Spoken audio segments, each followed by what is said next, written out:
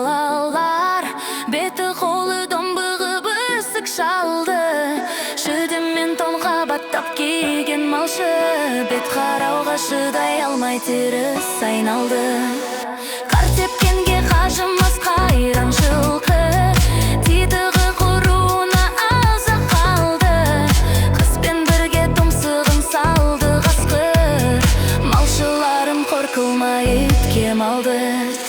Соны қамалды жайып күзетіңдір, ойға өлтірмес қайрат ұлбыз қамалды. Ит жегенші қонды байқан әжесін, қор жебер мұнан тұрған кәрі шалды. Бұлттай